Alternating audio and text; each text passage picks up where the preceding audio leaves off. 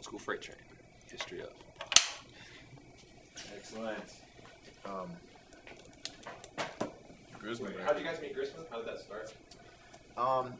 He got a copy, and Kingston sent him a copy of our record. Well, the record that we had been making. Like, I guess we recorded a demo like 4 times. Yeah. Josh Day. And we had Josh Day. We tried drums for a minute, but that didn't make it on the demo. It's pretty cool, man. We just sent him a demo, you know. Yeah. Can we go back a second, guys? Because we missed.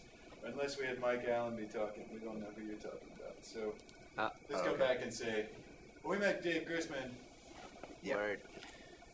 We sent Dave Grisman a copy of our demo. This is David Grisman, actually. He doesn't like to be called Dave. I remember him getting mad in the band one time. Somebody called him Dave. It was Buddy Cage on Sirius Radio. Do you remember that? I do remember that. Yeah. He was like, he got pissed at him. Not pissed, but you know, in his way. Yeah, we sent David Dog. We sent Dog a copy of our demo, and he called back pretty quick, and wanted us to come see him play at the Birchmere and like hang out, talk about doing a record. And as I recall, when we went up there, we didn't really talk about doing a record. We just kind of hung out with them and like laughed for a while, told some jokes. It was cool. We hung out. I remember hanging out for a while and just, you know, chatting and whatever, and it wasn't specific about anything. And then all of a sudden he was like, "So what can I do for you boys?" Right. Yeah. And I remember just being like, "What?" Yeah. I mean, you're David Grisman, man. It was a dream come true for us. Yeah. And it's wild. You passed out on the toilet. I passed out on the toilet. I woke up next to David Grisman's toilet. I was just overexcited. With my pants down to my ankles. Did that really happen? That happened. I remember you disappearing for a minute, and we were hanging out in the hotel suite, and you were like, I was like, what happened to Nate? It was after I was telling him the story about me and my best friend Brian Vollmer going down there. That's because I was talking so fast. That story went for like an hour. And he was just like, cool, too much, man. Too much. He was like, yeah, too much. Far out. That was fun. But then we got to go make a record with him. That was cool. Yeah. That was exciting. Jesse ate some refried beans and had to go to the hospital. Yeah. Yeah, there was something. I got the magic burrito. You did. The lucky burrito. We took you to the magic emergency room. Yeah. More times than I can remember. We flew all the way to California to make the record, and we had, 8 or 9 days to do it. And I think for about 7 of them, you were in the hospital. So we had to make it a record in like 2 days. And 2 were on morphine, right? 4 days. Didn't you cut some of that record on morphine? Louisiana. I went to the hospital. Well, yeah, I got food poisoning or something, and it was like really bad. I was in the hospital for a couple of days while we were supposed to be recording this record at David Grisman's house, and it was a bummer, man. And we were like, already had all this anxiety to be recording a record with David Grisman, and then on top of that, to be like in the hospital. Luckily, his girlfriend was a nurse, so she worked at the same hospital where I was, so that was good. But yeah, we didn't have any time, so I had to just they shot me up with some painkillers, morphine, and we went back to the studio and started trying to record again. Yeah. And that's when we did Louisiana. Yeah. That afternoon. We cut the record live, the 2-track, which was pretty neat. Yeah, old-fashioned style, man. Old-fashioned. Yeah, no overdubs. No Pro Tools, nothing. No computer screen. No. It was just an old tape machine. Razor blades to cut. Yeah, to make, he used the actual razor blade to cut the tape. But they call him the Rocco the Razor Blade, so I remember. He called himself the Rocco the Razor Blade. Is that what it was? But then we got something like, was it I don't know. It's probably Raja. Raja.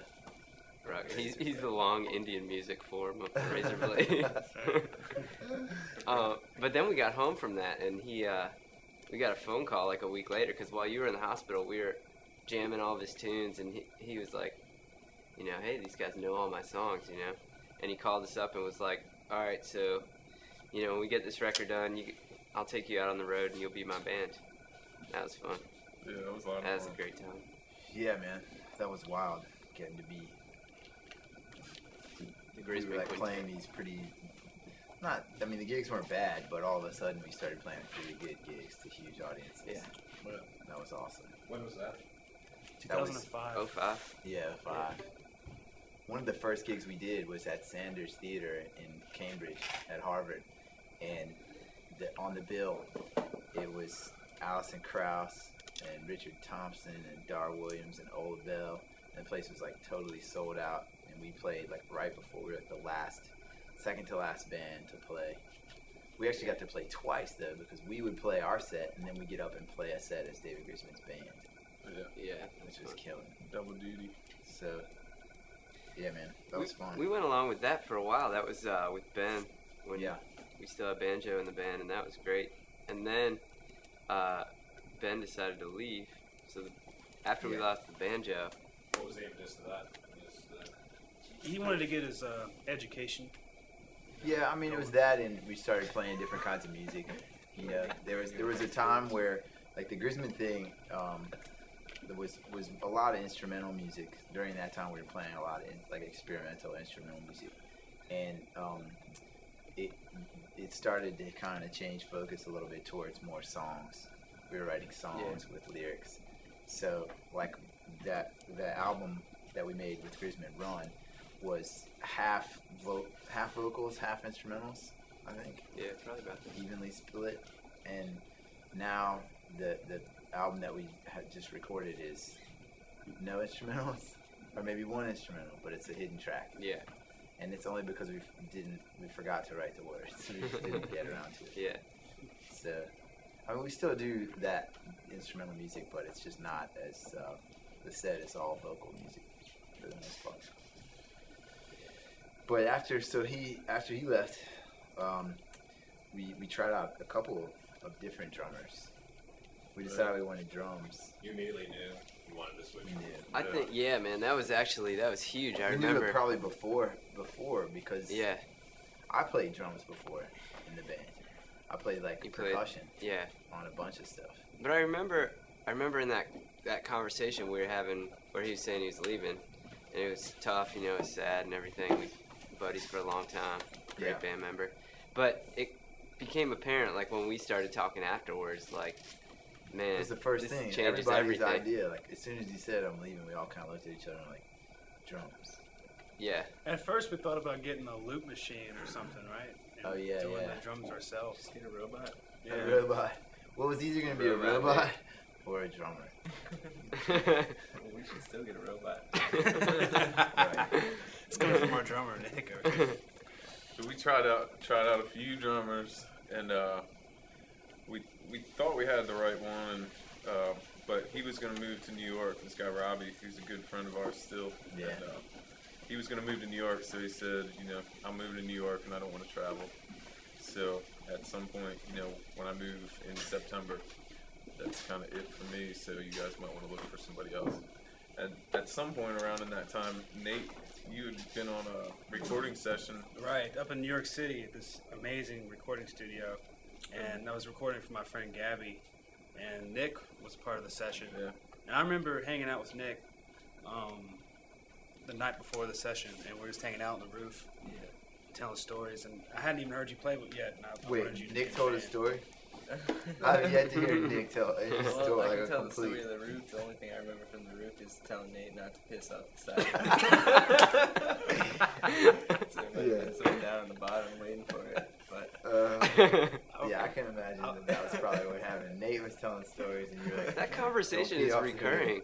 Like, pee off the roof. Yeah. Yeah. Happened in the studio.